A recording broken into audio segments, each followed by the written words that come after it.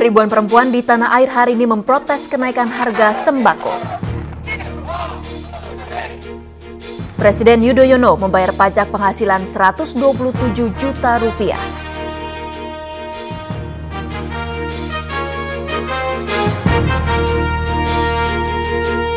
Halo pemirsa, kedua laporan tadi dan sejumlah laporan penting lainnya akan kami hadirkan dalam jumpa kita kali ini.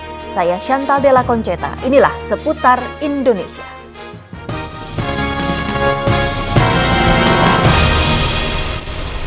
Kaum perempuan di seluruh tanah air hari ini turun ke jalan untuk memperingati Hari Perempuan Internasional.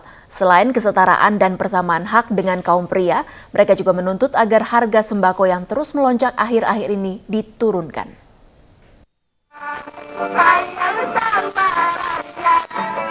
Aksi damai mewarnai Hari Perempuan Internasional yang jatuh pada 8 Maret ini.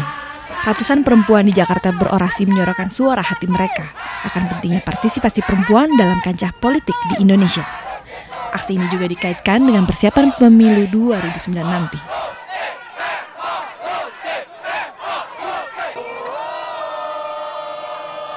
Selain itu, para buruh perempuan yang tergabung dalam aliansi buruh menggugat juga menyuarakan isi hati mereka.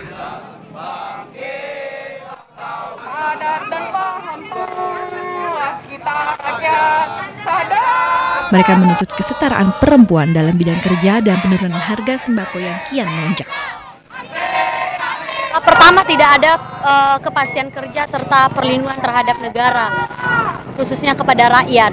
Kenapa kita katakan ini? Sistem kontrak outsourcing hari ini merajalela sudah merasuk sumsum bangsa ini. Aksi ini sempat memacetkan lalu lintas di sekitar kawasan Medan Merdeka Barat. Sementara Hari Perempuan Sedunia diperingati ratusan wanita di Solo, Jawa Tengah dengan aksi simpatik. Mereka melakukan aksi long march dari Stadion Maladi Solo menuju Bundaran Geladak.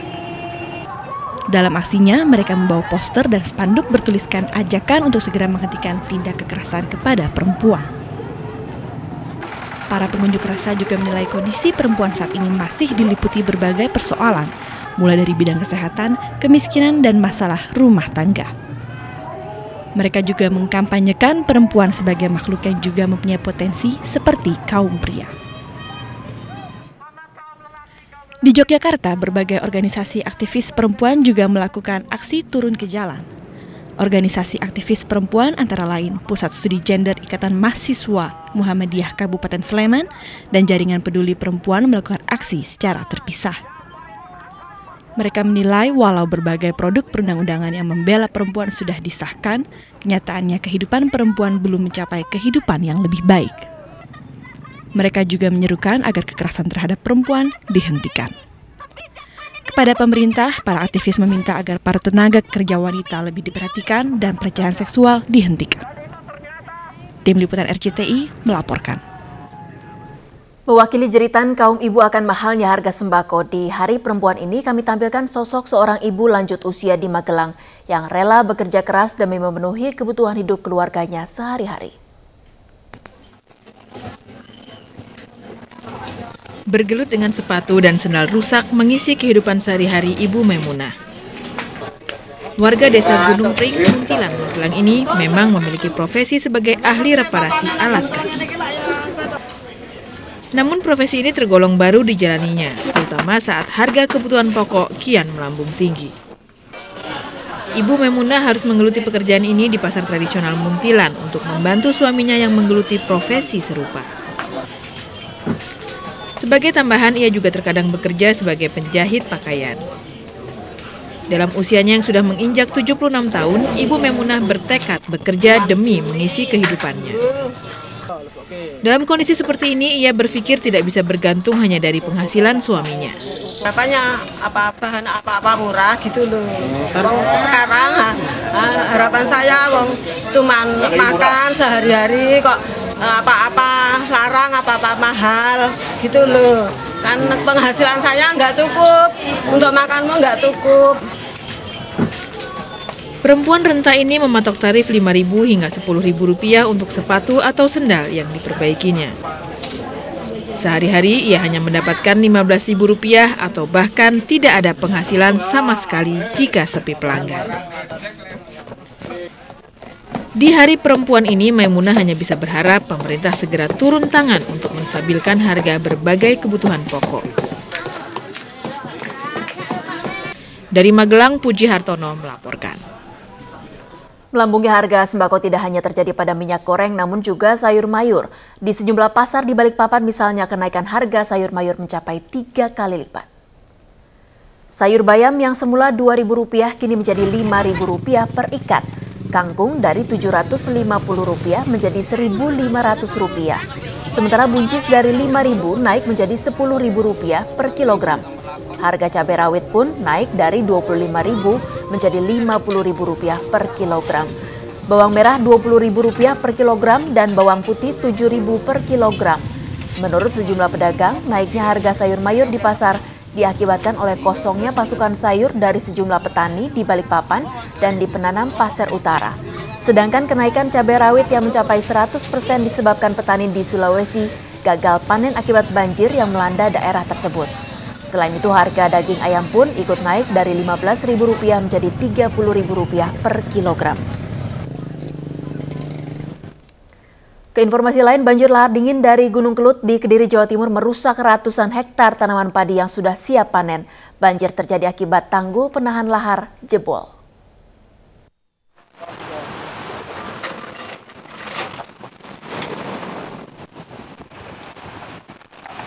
Tanggul penahan lahar Gunung Kelut di Desa Blaru, Badas, Kediri, Jawa Timur hari Jumat jebol karena tidak kuat menahan arus air hujan yang membawa serta material Gunung Kelut.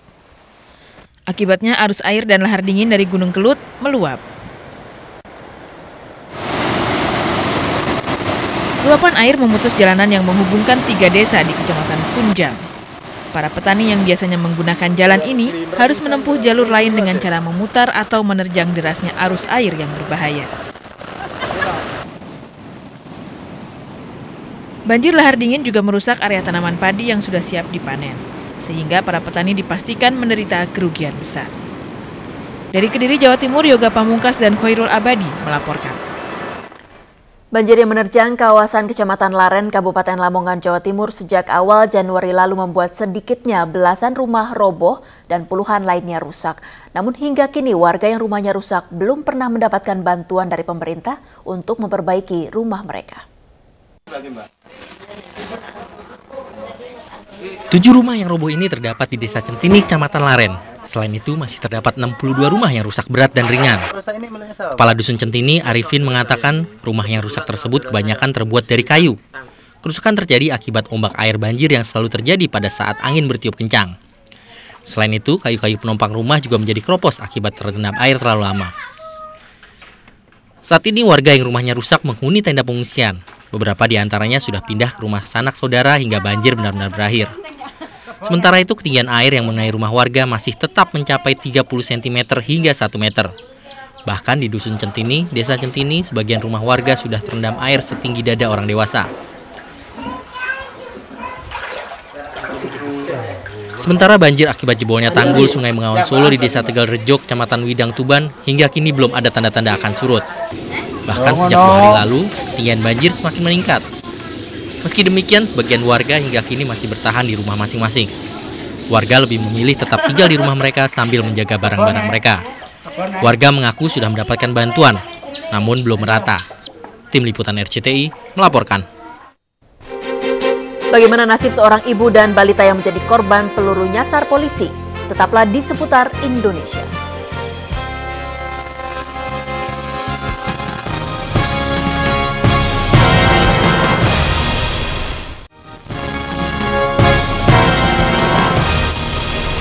Presiden Yudhoyono meminta para pengusaha terutama yang sedang naik daun agar taat membayar pajak, seperti yang dilakukannya pagi tadi. Atas penghasilan tahun 2007, Presiden membayar pajak Rp127 juta. Hari Sabtu ini adalah jadwal Presiden Yudhoyono membayar pajak penghasilan tahun 2007. Berapa pajak penghasilan yang harus dibayar Presiden? Tahun ini jumlahnya ternyata meningkat Rp12 juta. Presiden sampai tahun keempat tidak naik. Dengan demikian tahun ini saya bayar 127 juta dari penghasilan saya. Tahun lalu 115 juta hanya kenaikan agak sedikit, itu pun karena tunjangan pensiun saya naik dan beberapa insentif di situ. Seperti pajak yang dibayarkan masyarakat, pajak yang dibayarkan Presiden ini akan digunakan untuk membiayai kegiatan pemerintah yang ditetapkan dalam Anggaran Pendapatan Belanja Negara atau APBN. Ini termasuk untuk mensubsidi kesehatan serta pendidikan masyarakat. Tahun ini target pajak sebesar 500 triliun rupiah. Dengan target sebesar itu, Presiden menyampaikan pesan khusus kepada para pengusaha yang naik daun, seperti pengusaha kelapa sawit dan batu bara. Kita menyampaikan pada kalangan dunia usaha yang sedang menerima rezeki dalam perkembangan ekonomi global ini untuk juga bisa berkontribusi lebih besar pada negaranya. Kontribusi itu untuk membantu rakyat kita yang barangkali mengalami persoalan karena kenaikan harga pangan. Yang dimaksud dampak perkembangan ekonomi global ini adalah melambungnya harga-harga sembako di tanah air, terutama minyak goreng. Jika target pajak tercapai, Presiden berharap program stabilisasi harga pangan bisa berhasil. Harga pangan yang terjangkau tentunya menjadi harapan masyarakat. Salah satunya agar tidak ada lagi kasus gizi buruk. Kasus yang bisa terjadi jika orang tua tidak mampu membeli makanan bergizi. Todi Cokro dan Jakaryanto melaporkan.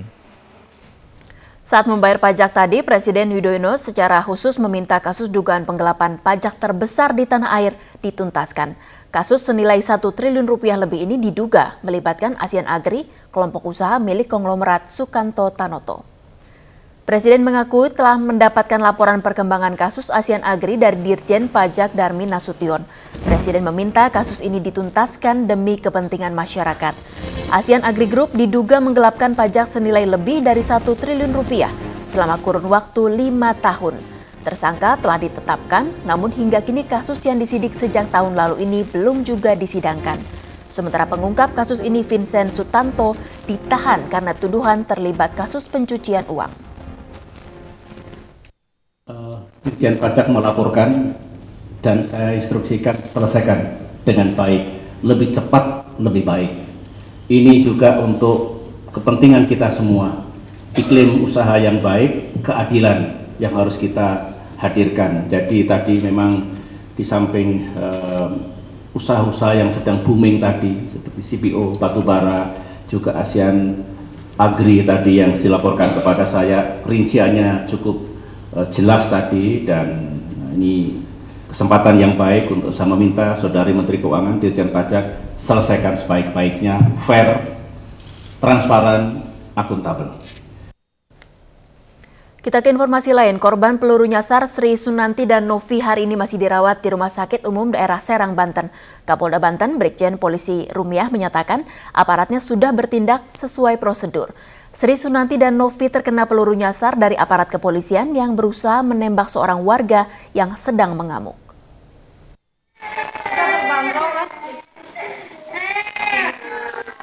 Novi, gadis berusia 3 tahun ini masih dirawat di Rumah Sakit Umum Daerah Serang, Banten.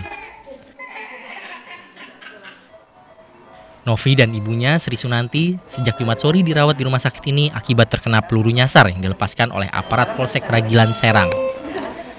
Seusai menjenguk korban di rumah sakit Sabtu siang, Kapolda Banten, Brigjen Polisi Rumiah mengatakan telah meminta keterangan dari aparatnya. Menurutnya, anak buahnya telah bertindak sesuai prosedur.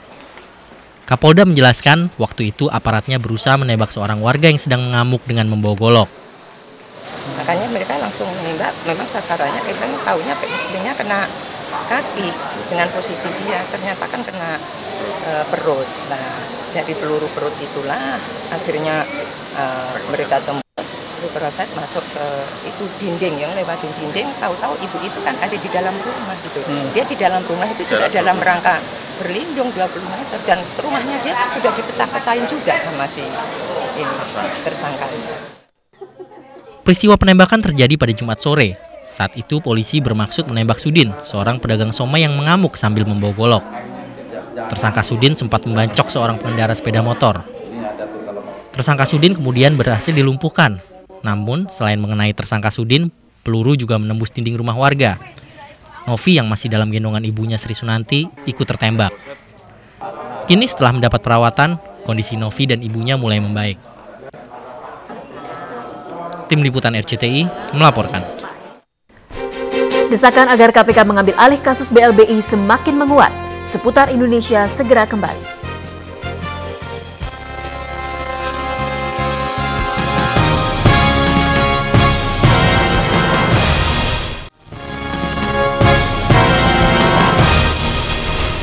Desakan agar KPK mengambil alih kasus BLBI semakin menguat.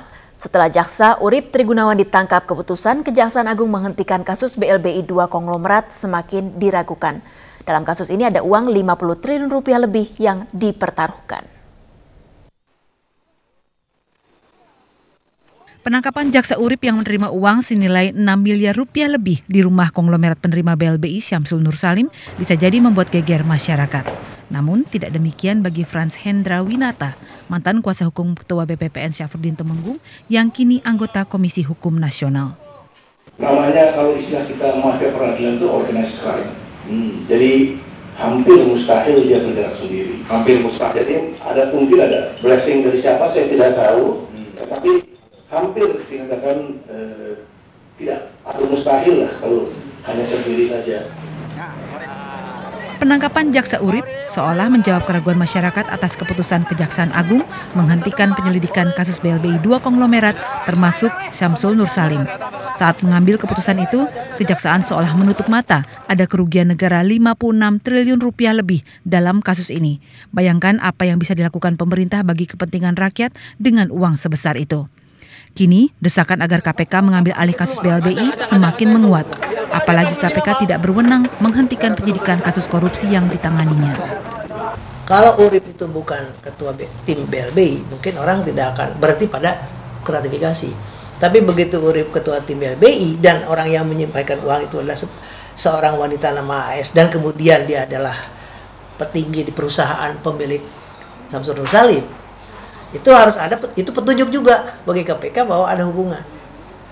Jadi petunjuk-petunjuk itu kemudian dikumpulkan akan mengarah kepada keterkaitan hubungan antara penerimaan dengan kasus BLBI penghentian. Jadi tidak mungkin, tidak harus KPK menunggu pengakuan. Romli menegaskan undang-undang membolehkan KPK mengambil alih kasus BLBI meskipun kasus itu terjadi 3 tahun sebelum KPK terbentuk. KPK juga berwenang mengambil alih kasus korupsi yang sedang ditangani polisi ataupun kejaksaan. Yang kini menjadi pertanyaan, mampukah KPK menangani kasus BLBI? Oleh KPK seperti apa? Ya, sejauh ini ada beberapa catatan positif kalau kasus ini ditangani oleh KPK. Yang pertama, KPK tidak akan mungkin menghentikan kasus ini di tingkat penyelidikan atau penuntutan. Jadi KPK tidak mengenal kamus SP3 atau SKP adalah kalau kasus ini ditangani oleh KPK dan akan berujung kepada pengadilan tipikor, ini tidak akan catatan kita bahwa 99% bahwa kasus ini akan divonis bersalah oleh pengadilan tipikor. Jadi track record pengadilan tipikor kan tidak pernah memberikan vonis bebas bagi para pelaku, dan dari sisi kepastian hukum prosesnya jauh lebih cepat dari pengadilan umum. KPK sendiri belum memastikan akan mengambil alih kasus BLBI.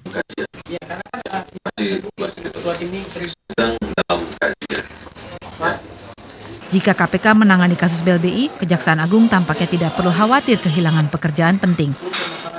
Ada pekerjaan rumah yang tidak kalah penting, yakni mengevaluasi dan mengawasi kinerja para jaksanya agar tidak ada lagi skandal seperti yang terjadi pada kasus Jaksa Urip. Tim Liputan RCTI melaporkan. Hari ini sekitar 10 juta warga Malaysia melakukan pemilu. Bagaimana jalannya pilihan raya di negeri tetangga tersebut? Seputar Indonesia akan kembali untuk Anda.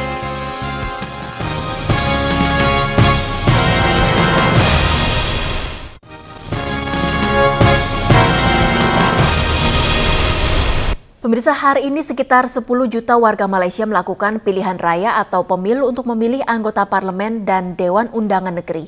Reporter RCTI Alexander Zulkarnain melaporkan, Perdana Menteri Malaysia Abdullah Ahmad Badawi melakukan pencoblosan di Penang yang merupakan daerah terpanas dalam pemilu kali ini. Karena dari daerah ini Abdullah Badawi dicalonkan sebagai anggota parlemen. Dari daerah ini pula Wan Azizah dicalonkan sebagai anggota parlemen.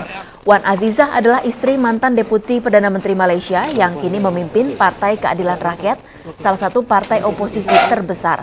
Pemilu Malaysia dilakukan untuk memilih 502 anggota Dewan Undangan Negeri dan 202 anggota parlemen.